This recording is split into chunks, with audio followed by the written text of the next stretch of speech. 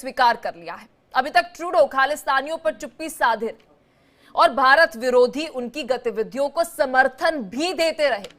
बार बार भारत की आपत्तियों के बावजूद ट्रूडो ने खालिस्तानियों के खिलाफ कोई एक्शन आज तक नहीं लिया है। ये ऑन रिकॉर्ड है। मगर अब कम से कम वे ये मानने पर मजबूर हुए हैं कि कनाडा में काफी संख्या में खालिस्तानी मौजूद है। जस्टिन ट्रूडो ने बयान में क्या कहा, इसके क्या मायने हैं? क्या भारत की ताकत के आगे जस्टिन ट्रूडो को झुकना ही पड़ा, या फिर हिंदू मंदिर में अटैक के बाद ट्रूडो डैमेज कंट्रोल करने की कोशिश कर रहे हैं? आज इसी मुद्दे पर हम खास मेहमानों के साथ विस्तार से चर्चा करेंगे और जानेंगे कि क्या इसके मायने हैं। परिचय आपको करा देते हैं। Retired major general VK Datta हमारे साथ जुड़ चुके हैं। रविंदर सचदेव विदेश मामलों की जानकार हमारे साथ जुड़ चुके हैं। साथ ही एके शिवाज हमारे साथ है। दीपक वोरा हमारे साथ है। बहुत बहुत शुक्रिया आप सभी का हमारे साथ जुड़ने के लिए और आप सभी को जय हिंद। सबसे पहले रविंदर सचदेव जी, मैं आपके पास आना चाहूंगी। क्या मायने हैं इस कबूलनामे के कि हमारे देश में खालिस्तानी है? थैंक यू अमिन। कुछ तो मायने हैं, परंतु अगर आप उसकी पूरा वो सेंटेंस, जो 2 सेंटेंस कहे, आप उनको सुने, आपको कुछ और इंटरेस्टिंग भी दिखेगा। उसने कहा है कि हमारे देश में यस खालिस्तानी हैं, पर हमारे देश के ये सारे सिख को रिप्रेजेंट नहीं करते जी। अगली लाइन में वो कहते हैं इसी तरह से हमारे देश में मोदी सपोर्टर हैं, पर वो सारे हिंदू कैनेडियंस को रिप्रेजेंट नहीं करते। इसी वो क्या पैरेलल दे रहे हैं, वेरी इंटरेस्टिंग। फिर से ध्यान दीजिए, वो ये कह रहे हैं कि यस हमारे देश में सिख हैं खूब सारे, उनमें से कुछ पोर्शन खालिस्तानी सपोर्टर हैं। फिर वो कह रहे हैं हमारे देश में हिंदू कैनेडियंस हैं और उनमें से कुछ पोर्शन मोदी सपोर्टर हैं।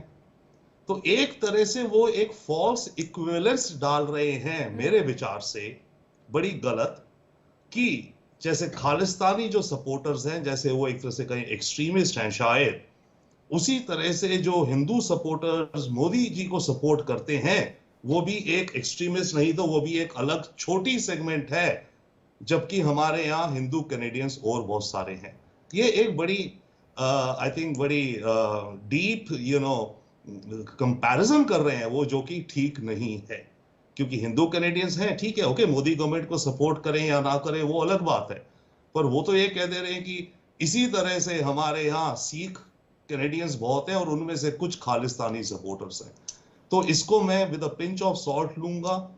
यस वो कहने को मजबूर हुए हैं, you are right, and it seems कि बैकफुट पे है और डैमेज कंट्रोल कर रहे हैं, नो डाउट, नहीं तो उन्हें इस तरह की बात करने की जरूरत नहीं थी। परंतु इस डैमेज कंट्रोल में उन्होंने जो बात कही वो एक कुछ और रंग दिखाती है। ठीक है, वीके दत्ता जी हमारे साथ है, रिटायर्ड मेजर जनरल है। वीके दत्ता जी क्या कहना चाहेंगे? क्या लगता है जस्टिन ट्रूडो भारत से इतने ऑब्सेस्ड क्यों है? ये पॉजिटिवनेस भारत को लेकर क्यों है?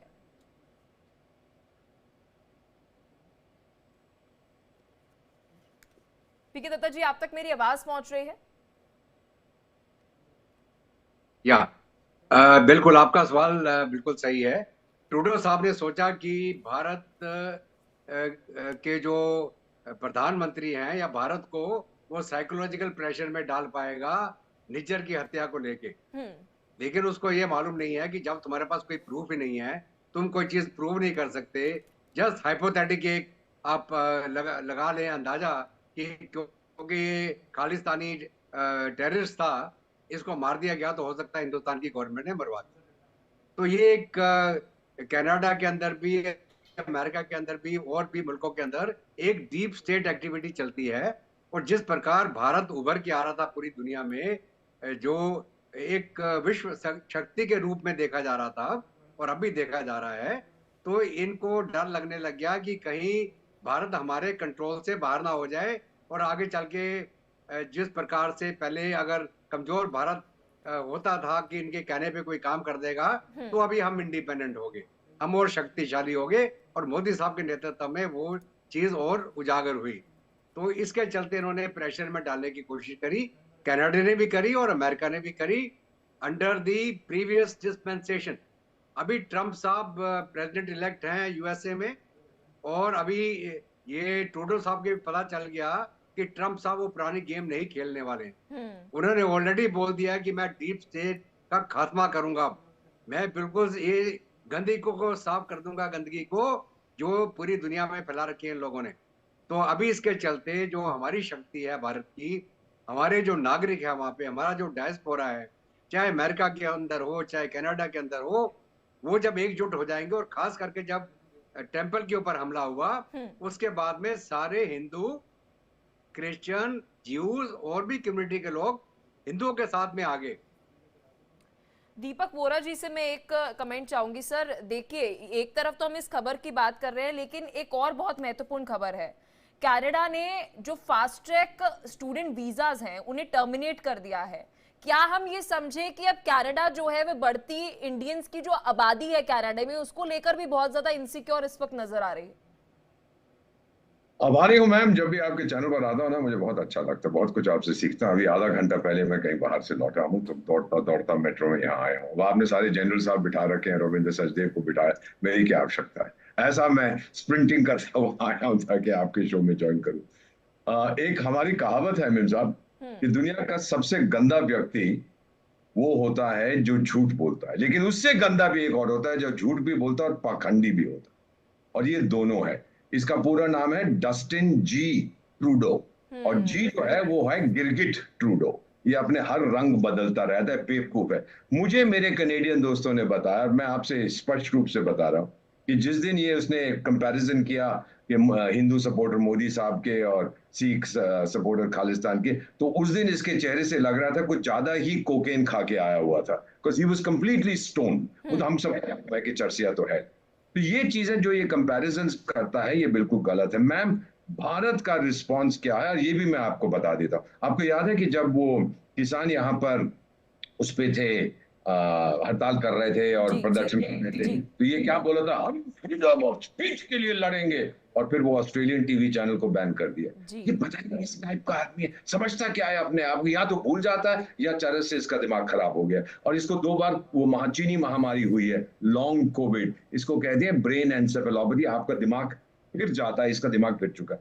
अब जो ये स्टूडेंट्स के ऊपर बैन लगा रहा है कि अब नहीं देंगे, क्योंकि वो लोग कम हो रहे हैं। जो वहां पे स्टूडेंट्स हैं उनको दिक्कत होती है, घर ढूंढने में उनको दिक्कत होती है। पहले तो था कि कनाडा की सड़कों पे सोना पड़ा हुआ है, जाओ बटोर लो सोने को। अब वहां सोना कुछ नहीं, अब तो वहां रेसिज्म मिलता है, नौकरियां नहीं मिलती। पीएचडी वाला जो आगे खंसामे की नौकरी करता है, वेटर की नौकरी करता है, ये हमारे स्टूडेंट समझ के दूसरे देशों में जा रहे हैं, इसको वो चोट लग रहा है। इसको कहते हैं make a virtue out of necessity. कोई आ ही नहीं रहा तो हम कहेंगे हम तुम्हें आने नहीं देंगे, और टाइगर मैं तो आना ही नहीं चाहता, नहीं जी तू नहीं आ सकता, मैं वीजा नहीं दूंगा। बेवकूफ आदमी। फाइनली मैं आपको कहता हूं, मैं बाकी साहब विशेषज्ञ मुझसे कहीं बेहतर बताएंगे, हमने कनाडा को ट्रिपल लॉक में फंसा दिया है।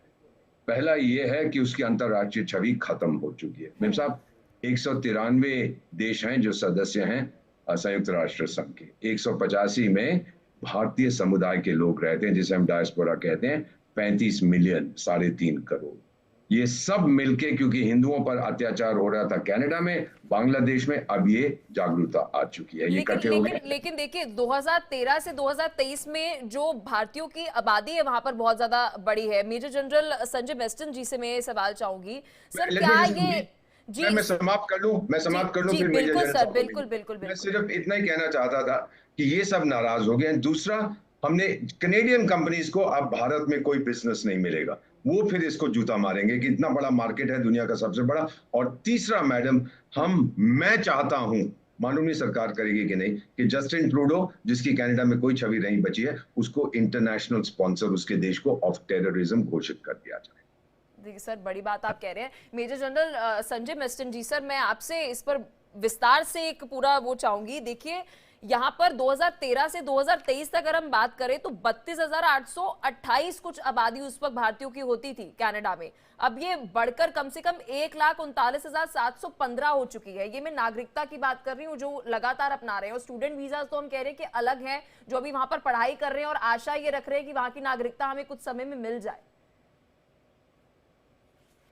आवाज नहीं आ रही है। आप तक आवाज पहुंच रही है संजय मेस्टन जी? आवाज नहीं आ रही है, बहुत कम आ रही है। चलिए सर, एक बार फिर से मैं टीम से रिक्वेस्ट करती हूँ कि आपसे कनेक्ट करें। AK सिवाज जी, अगर आपने सवाल सुना हो मेरा तो इसका जवाब अगर आप दे पाए। जी सर। है कि अगर भारत के जो हिंदूज हैं और सिख हैं वो काफ़ी हद तक गए हैं कनाडा में, और 3% जो हैं वहाँ पर हिंदू हैं और 2.5% के करीब वहाँ पर जो सिख है, करीब करीब 8.5 लाख के करीब जो है वहाँ पर हिंदू हैं, और करीब करीब 8 लाख के करीब वहाँ पर जो सिख है। ये भी सच्चाई है कि वहाँ पर जब ये गए थे तो बहुत ही अच्छी तरीके से उन्होंने काम किया है, चाहे सिख हैं या हिंदू हैं, और वो एक बहुत ही अच्छी तरीके से समा गए हैं उस कम्युनिटी में।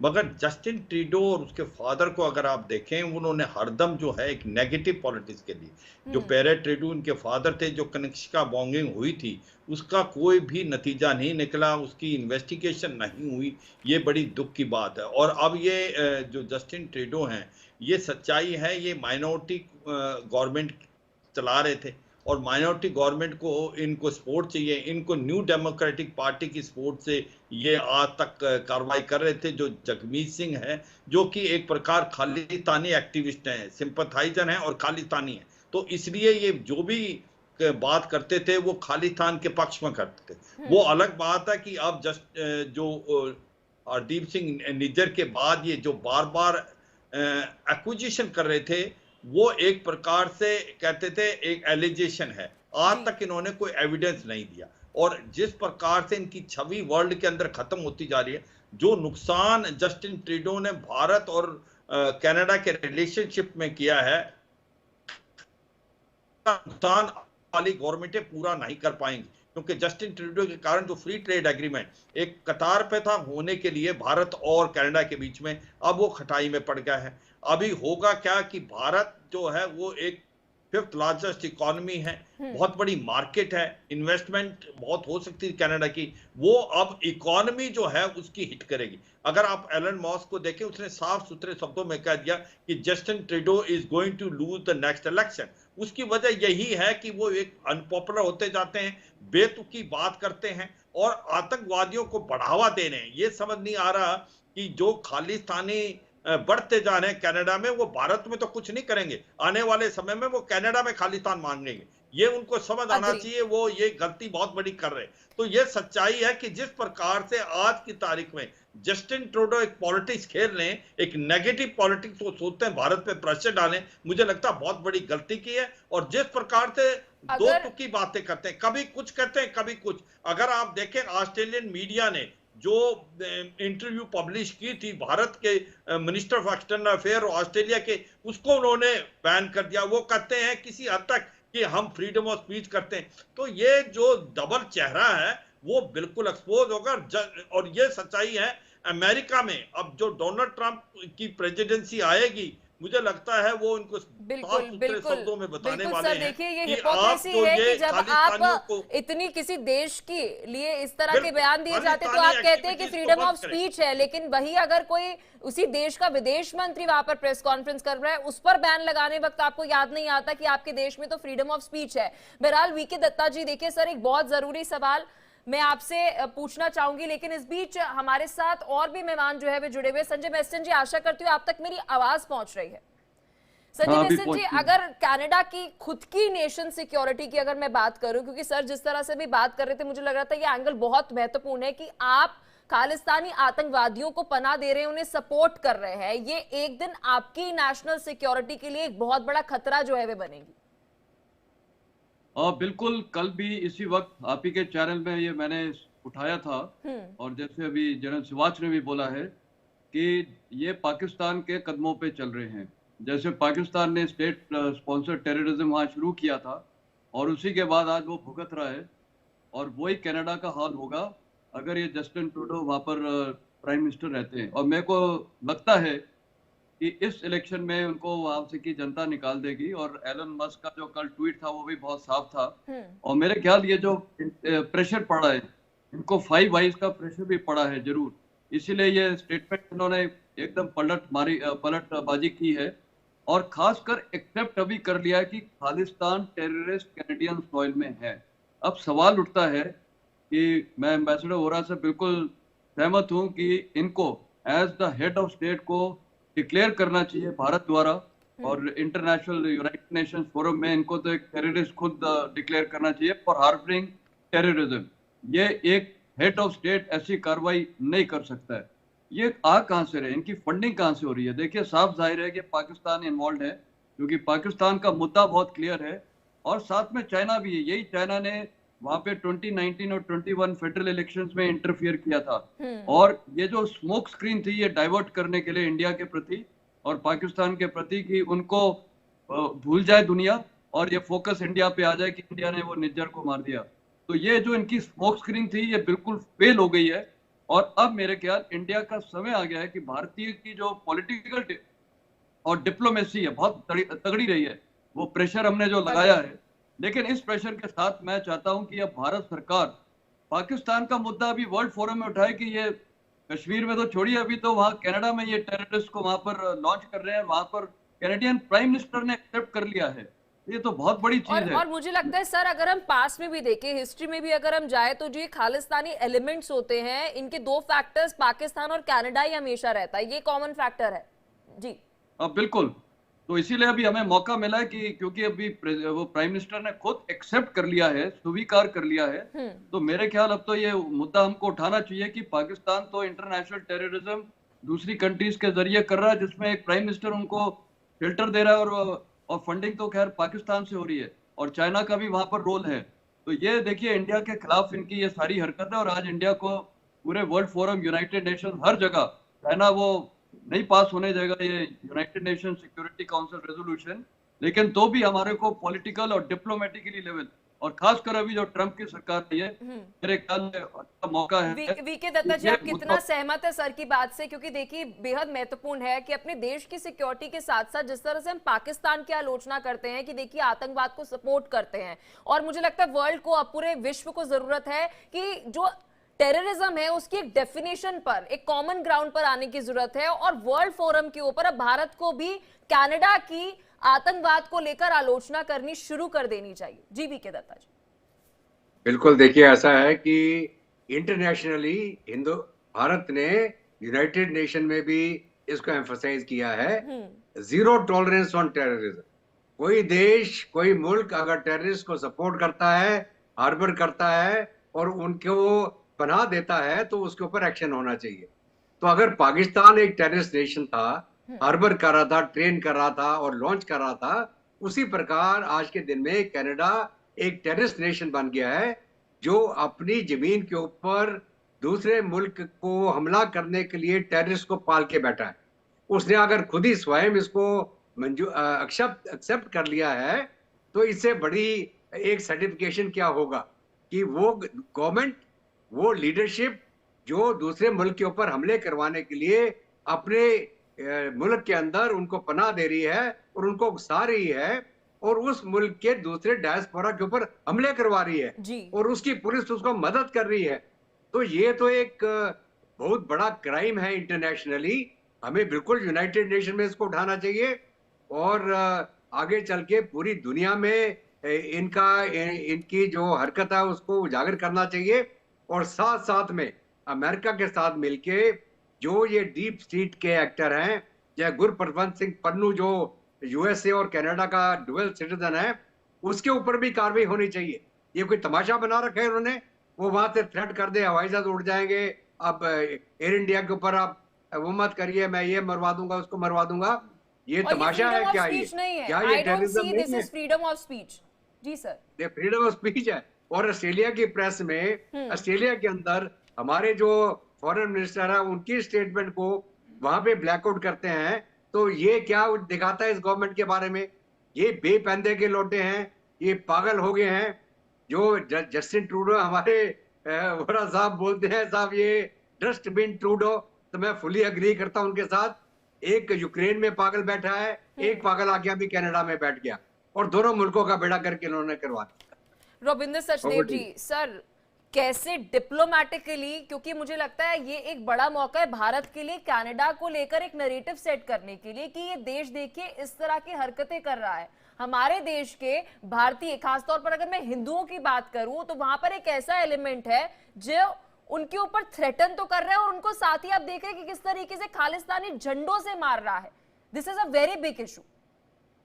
Thank you very much. I think 3-4 points हैं। आप कहेंगे बाल की खाल, बट आई थिंक अगर हम डिस्कस कर रहे हैं सीरियस, तो हम बाल की खालों को भी बात कर सकते हैं।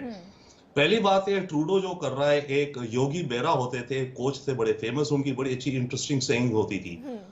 उनकी एक सेइंग थी, first rule when you are in a hole stop digging, यानी कि जब आप किसी गड्ढे में फंस गए हैं तो खोदना बंद करो, नहीं तो तुम गड्ढे में और जाते जाओगे। ट्रूडो वो कर रहा है। सेकेंडली, ट्रूडो ने जो आज स्टेटमेंट दी है, मैं इसको दोबारा देखूंगा सुनूंगा, बट मेरे ख्याल से उसने ये नहीं कहा है खालिस्तानी एक्सट्रीमिस्ट, उसने कहा है खालिस्तानी सपोर्टर्स है हमारे यहाँ। जस्ट लाइक मोदी सपोर्टर है, उसी तरह खालिस्तानी सपोर्टर है। जैसे मोदी सपोर्टर सारे हिंदूज को रिप्रेजेंट नहीं करते, वैसी खालिस्तानी सपोर्टर सारे सिख्स को सपोर्ट नहीं करते। तो बड़ी इंटरेस्टिंग है, ये होल में फंस के ऐसे करना चाहिए। सेकेंड बात आ रही है आतंक, आई कंप्लीटली एग्री, बट ये एक प्रॉब्लम है, दुनिया आज तक ये डिफाइन नहीं कर पाई और नहीं कर पाएगी कि आतंकी कौन है, फ्रीडम फाइटर कौन है। आपका आतंकी मेरा फ्रीडम फाइटर, मेरा फ्रीडम फाइटर आपका आतंकी। मेरे विचार से a better approach can be violence, कि जो भी वायलेंस करता है, चाहे फ्रीडम फाइटर हो या आतंकी हो, वायलेंस को रोकने पर जो अगर हम आगे बात ले जाए। यस, कि चाइना गेट एब्सोल्युटली यस है, वही कारण है कि ट्रूडो ने अपनी लीडरशिप क्वेश्चन, इसकी कॉम्पिटेंसी को जो चैलेंज आ रहा था, स्कैंडल बना हुआ है, उस पर इंक्वायरी चल रही है। उस इंक्वायरी का रिजल्ट बाय द वे 31 दिसंबर को आना है। जब वो रिपोर्ट आएगी तब देखते हैं क्या वो रिपोर्ट आती है। उसको डायवर्ट करने के लिए इसने निज्जर वाले केस को, जो सही है मैं बार बार कहता हूं, माउंटेन आउट ऑफ अ मोल हिल बना दिया। राइट, कुछ हुआ था, किसी को मारा गया था, कैसे मारा, gang war, criminal gang, ISI ने, जिसने भी करवाया, इसने उसको मोल हिल को माउंटेन बना दिया, इंडिया की तरफ डाइवर्ट करने को, दिखाने को कि भाई देखो मैं बड़ा स्ट्रॉन्ग लीडर हूं। ठीक है Deepak Bora ji, sir final comment. Final comment मैन मेरा यही है कि जो इससे बात करने का कोई फायदा नहीं है, इसका भेजा फ्राई हो चुका है। और ये कहना है कि ये इसकी स्टेटमेंट बड़ी इंटरेस्टिंग है, इसमें ये भी बोला वो भी बोला, it has no meaning. Basically वो टाइम आ गया इसको जूता मारने का। और जूता आप कैसे मारेंगे, जो मैंने आपको बताया, कनेडियन कंपनीज में यहाँ पे दीपक बोरा जी, हम इसे बहुत सेंसिटिवली कहते हैं ना कि मैं वहां सेंसिटिवली ले रहा हूं, मैं आपको सीधी बात बता रहा हूं, मौजूद है, कई सारे इंडियंस वहां पर मौजूद है, स्टूडेंट्स पढ़ने गए हैं। मैम हम लोग अपने पंचेस को पुल नहीं करते। अगर आपने किसी के साथ पंगा लेना है तो डट के पंगा लीजिए। ये ना हो कि you are willing to wound but afraid to strike. चोट तो तेरे को पहुंचाएंगे पर मारेंगे नहीं, नॉट एट ऑल। समय ये आ गया, पानी सर के ऊपर से बह चुका है। अब मैं आपको इतना बता देता हूं कि कनेडियन कंपनीज को बिजनेस भारत में मत दीजिए, पेट पे लात मारिए, सीधे हो जाएंगे, ये खुद ट्रूडो को बाहर निकाल देंगे। इंडियन स्टूडेंट्स कम हो जाएंगे, वहां पे पैसे कमाएंगे, खुद ये सही हो जाएंगे। पर ये व्यक्ति जो है मैम, जब तक इसको धक्का मार के ना निकाला जाए, कनेडियंस निकाल देंगे, ये जाने वाला नहीं है, क्योंकि इसको पता कि फिर वापस नहीं आएगा। बिल्कुल, बहुत शुक्रिया आप सभी का, आपने अपना कीमती समय दिया और भारत की कूटनीति को लेकर एक महत्वपूर्ण चर्चा आप सभी ने की। जय हिंद, बहुत शुक्रिया आप सभी का। तो चलिए अब बात करते हैं, अब बात बीमार पड़ते हैं जो बात है उस पर हम करेंगे एक। अब आप बीमार पड़ते हैं और अस्पताल में लाखों का बिल जो है वह बन जाता है, तो पॉलिसी बाजार एक बेटे की तरह अपना फर्ज जो है वह निभाता है, क्योंकि वादों पर खरा उतरना ही पॉलिसी बाजार